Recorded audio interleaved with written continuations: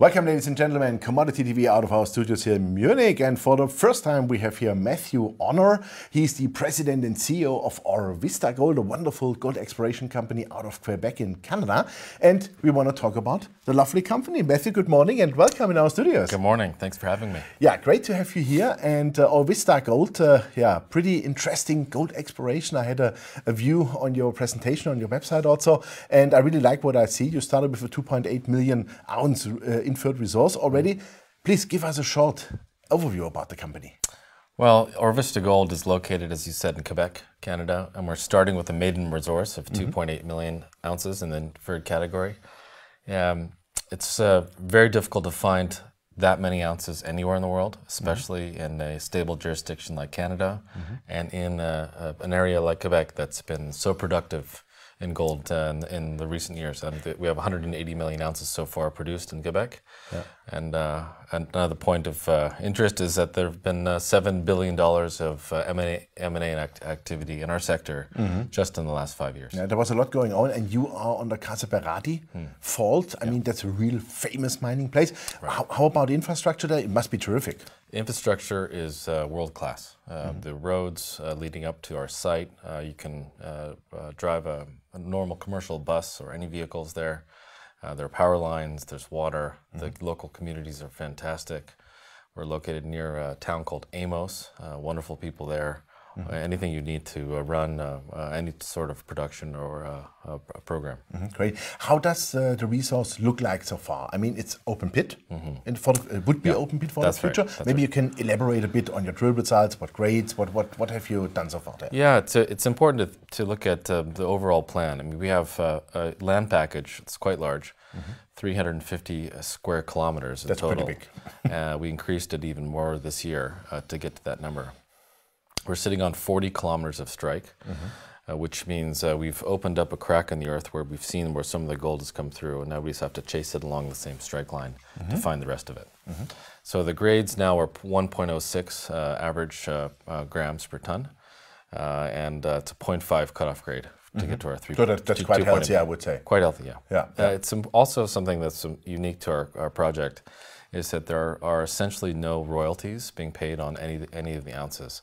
Many of the junior mining projects have already paid out NSRs or net smelter royalties for some of the gold that they're yet to produce. We only have a 1% royalty on only 40,000 of our ounces, so it's a very insignificant amount. It won't affect our economics. That's right. Yeah. How many meters have you drilled so far this year? What are your plans, let's say, for the next 6 to 9 months? Well, this year we drilled 24,000 meters. Those ounces are not yet included into the 2.8 million ounce inferred number. We plan to start drilling early next year, 30,000 meter program. We have already raised all the capital required for that program, which is also unique.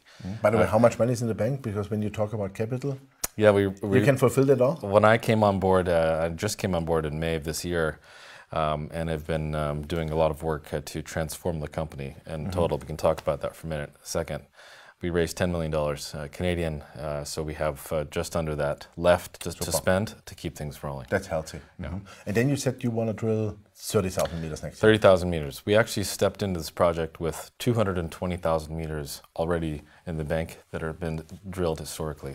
And you have the course? We have the cores. They're in excellent shape. That must be a great information source. Absolutely, absolutely. That's very helpful. It's a predictive element to looking at the whole land package. We're coming up with a geologic model that we can use to predict where the gold is going to go next. And these are all things that are underway right now. We're approaching this project not only from historical, well-known mining methods and exploration methods, but the team we have on board now that's led by Dr. David Broughton, who's maybe one of the famous exploration geologists in the world, and somebody with whom I've worked for over a decade.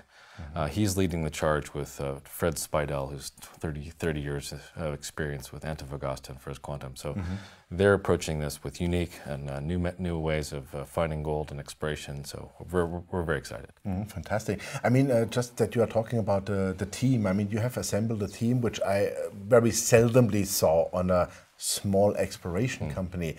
Maybe you can give us also an idea about your background, because you had also lots of success in the past? I came from a company called Ivanhoe Mines. The little mining company. Yeah, and there have been 2 Ivanhoe mines. The first Ivanhoe mines was responsible for quite a large project in Mongolia, one of the largest copper gold production stories out there.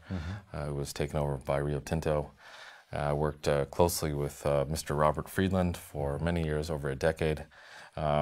That's my background. So a lot of the people that I've brought into this story, I've worked with in the past, had success with them in the past in identifying and developing very large mining assets. So as you see from our board, the new board members, essentially everybody is new except for a few. And they're all kind of from my old world. Yeah, top bio. Yeah, and the exploration team and every person within the company at the various key positions are all top class. So great. That's something I've learned from my mentor. Okay, so let's talk a bit more. Let's say, I hate to say blue sky potential because everybody has blue sky potential, but let's say, what is your broader view on the whole property, on the whole exploration story? Because I have the feeling when I look at it that must be easily a 5 million plus ounces deposit, right? Because there has not been drilled that much in that sense, and now you guys step in, you know exactly where to drill and what to find. So what is the game plan for that for next year? Well, I think the target is to get to at least those numbers in the very near term. We become attractive to all of our large major gold producers in the area as a potential M&A target. That is one thing that we will obviously look at very carefully. We will proceed to make our company and our project more attractive and more attractive and more attractive as we build the project, we build the ounces, and we keep telling the story. Things will, I think, work out in our favor. So that's the idea. Great. Last question, as you have approximately 269 million shares fully diluted, outstanding, if somebody would look at it and not knowing the background, he maybe would say, oh, Jesus, that's way too much stock outstanding. Maybe can you comment a bit on the structure, on your shareholders, what has management, what you have personally? We have a number of shares out, but most of those shares are held in very strong hands. Right now, as we go through this transition and we change personnel, normally what happens is there's a reshuffling of some of the stock, some of the looser retail stock, which we'll see now happening in the market. But most of the stock is held by very strong hands. The warrants at 28 and 40 cents create for us a natural financing. As the share price goes up, we see people exercising those warrants, and the money comes into the treasury. Those are people with deep pockets, I would call it. They can do it. Yes, very, absolutely. So how much money you think you can, if they would be fully exercised, what is it, like 20 million something? $23 million, right. So that would be enough for you. So management has just under 10% of the company. We're held by some of the major hedge funds and pension funds in Quebec and Montreal. So we're changing now the structure of the shareholding with a more emphasis on institutional holders who will get behind the story and help us drive it to new heights. And you bought your stock on the exchange and on the financing? I bought my stock. Is there when I funny seed stock No. out? I do not. I'm not sitting on a lot of seed stock. My price is what you're paying right now in the market. I'm buying in the market, so if you'd like to sell your shares to me, I'm happy to buy them. I came in as CEO in June. I participated in that financing right at the beginning. So this is the way I see the company. The company's only getting more valuable, in my opinion. So that's why I'm out in the market. So that sounds all like clean and clear. Matthew, thank you very much, and we look forward, because you want to do a 43-101? Yes. Soon, right? Yeah, next year. So we look forward on that, and keep it going, keep the drills turning. The money is there, and show us the results. All right. Thank you. Thank you for having me. Yeah, ladies and gentlemen, it was Matthew Hornor, the President and CEO of Aurvista Gold. And you heard it, the drills are turning, 24,000 meters are finished already. They plan on the next 30,000 meters, $9 million in the bank, so they are well prepared to do that.